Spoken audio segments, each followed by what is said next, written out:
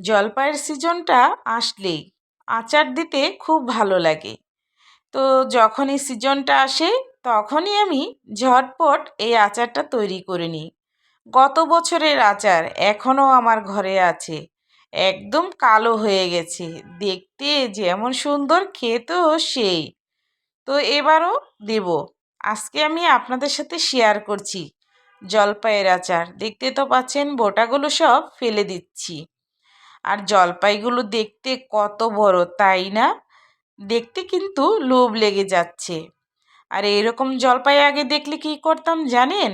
একটু লবণ নিতাম আর জলপাই লবণ দিয়ে কাঁচা চিবিয়ে খেতাম, তখন খেতে পারতাম। এখন কিন্তু আর পারি না ওরকম করে। তখন বয়সও কম ছিল, তখন এই কাঁচা টক খেতে খুব ভালো লাগতো। তো এই যে ছুরিটা দিয়ে আমি চারদিক ঘুরিয়ে ঘুরিয়ে এভাবে কেটে নিচ্ছি, আর যেখানে পোকা থাকবে পোকাটা আমি ফেলে দেব। এখনকার জলপাইতে প্রচুর পোকা থাকে, আগে কিন্তু জলপাইতে এত পোকা পাওয়া যেত না। চাইলে আপনারা বটি দিয়েও কাটতে পারেন, বটি দিয়েও কাটলে কিন্তু অনেক সুন্দর করে কাটা যায়। তো জলপাইগুলো দেখতে কত বড়, তাই না? আমার কাছে না এরকম বড় বড় জলপাই দেখলে খুব ভালো লাগে, আর দেখলেই মনে হয় আচার দিয়ে দিই। আমি কিন্তু এই আচারটা প্রায় 10 থেকে 15 দিন আগে দিয়েছি, কিন্তু বাচ্চার পরীক্ষা চলছে, এর জন্য আচারটা আপনাদের সাথে আমি শেয়ারই করতে পারিনি। তো এরকম করে দেখতে তো পাচ্ছেন সবগুলো প্রায় আমি কেটে নিয়েছি। আর এখানে যে পোকা, তো ছুরির সাহায্যে পোকাগুলো আমি এখন সব ফেলে দেব। খাওয়ার জিনিসে যদি এরকম থাকে তাহলে কিন্তু খুবই কষ্ট লাগে, আর খেতে গেলে তখন মনটাও ভরে না। মরিচের গুঁড়া দিয়ে দিচ্ছি, হলুদের গুঁড়া, স্বাদ মতন লবণ, আর সরিষা বাটা। এখানে কিন্তু কালো সরিষাটা আর সাদাটা একসাথে আমি বেটে নিয়েছি। যেহেতু শহরের বাড়িতে থাকি, এখানে তারপরে হচ্ছে ভাড়া বাসা, এখানে রোদে শুকাবো কোথায়, কি করব, বারান্দাও অত রোদ আসে না, তার জন্য আমি এটা মেখে আধা ঘন্টা রেখে দিব। আর ডাইরেক্ট এখন তেলে ভেজে নিব, রোদে শুকানো ছাড়া জলপাইয়ের আচার। তো দেখতে তো পাচ্ছেন তেলটা একটু কড়াইতে মেখে নিলাম, তাহলে আর লেগে যাবে না। শুকনো মরিচ, দারচিনি, এলাচ আর পাঁচফোড়ন, অবশ্যই কিন্তু সরিষার তেল নেবেন, আর পরিমাণ মতন রসুন। আর এখানে আমি আরেকটু সরিষা বাটা ছিল দিয়ে দিলাম। এখন ভালো করে কষিয়ে নিব। রসুনটা কিন্তু অবশ্যই পরিমাণ মতন করে দিবেন, তাহলে খেতে অনেক ভালো লাগবে।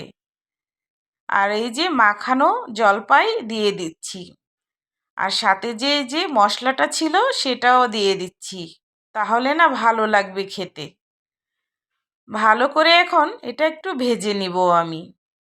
আর তেল এখন একটু কমই নিয়েছি, পরবর্তী টাইমে তেলটা আবারও দিয়ে নিব। তো এরকম করে একটু পরপরই নেড়ে দিতে হবে, না হলে কিন্তু লেগে যাবে। আর জলপাইটা লক্ষ্য রাখতে হবে যেন পুড়ে না যায়, পুড়ে গেলে কিন্তু খেতে একদম ভালো লাগবে না। তো দেখুন কালারটা কিন্তু চেঞ্জ হচ্ছে, আস্তে আস্তে ভাজাটা পরিপূর্ণ হয়ে আসছে।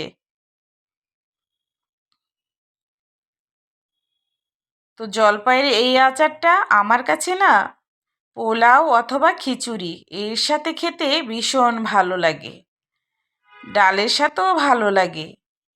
আমি কিন্তু এটা গুড় দিয়ে করব। দেখতে তো পাচ্ছেন আমার যতটুকু লাগছে আমি ততটুকুই নিচ্ছি। আমার শাশুড়িকে দেখতাম যে কোনো আচারে গুড় দিতে, আর গুড়ের আচারটা না খেতে আমাদের কাছে ভীষণ ভালো লাগে। চাইলে আপনারা চিনিও দিতে পারেন, চিনি দিলেও কিন্তু এর স্বাদটা দারুণ আসে। তো গুড়টা দেখতে তো পাচ্ছেন কালারটা কি সুন্দর আসছে, আর গুড়টা আস্তে আস্তে গলে নরম হয়ে গেছে। আর দেখতেই তো পারলেন আমরা কিন্তু এভাবেই সরিষার তেলটা পরে দিই, তারপরে আরেকটা ধাপে আমি সরিষার তেল দিব। সেটা হচ্ছে যখন আমি এই যে আচারটা পরিপূর্ণ হয়ে যাবে, বয়মের ভিতরে ঢোকাবো, তখন একটু সরিষার তেল আলাদা করে গরম করে আমি সেই বয়মে রেখে দিব। আর ডুবো ডুবো অবস্থায় যখন আচারটা থাকবে, সেই আচারটা সারা বছরও নষ্ট হয় না। আর আচার দেওয়ার সময় কিন্তু একদম নাড়া বন্ধ করা যাবে না, লক্ষ্য রাখতে হবে যেন পুড়ে না যায়। আমি এই আচারটা 3 দিন জাল দিয়েছি। জালটা যত ভালো হবে এটা খেতেও কিন্তু ততই ভালো হবে। তো দেখুন জলপাইটা কত বড় হয়ে গেছে তাপ পেয়ে। আর এটা কিন্তু দ্বিতীয় ধাপ, জাল দিচ্ছি আমি। একটু সিরকা দিয়ে দিচ্ছি, কারণ এটা আমি বছর জুড়ে ঘরে রেখে দিব। মরিচের গুঁড়া একটু বেশি করে দিচ্ছি, ঝাল ঝাল হলে বেশি ভালো লাগবে। আর পাঁচফোড়নের গুঁড়া দিয়ে দিচ্ছি। আর এখানে দিলাম বিট লবণ। এটা দিলে না আর একটু টেস্ট বেড়ে যায়। মাশাল্লাহ, ফ্লেভারটা যে কি ভালো আসছে। আর আচারের কালারটা দেখতে পাচ্ছেন কত সুন্দর হয়েছে। আর অনেক খেতেও ভালো হয়েছে। আজকে এ পর্যন্তই। আল্লাহ হাফেজ।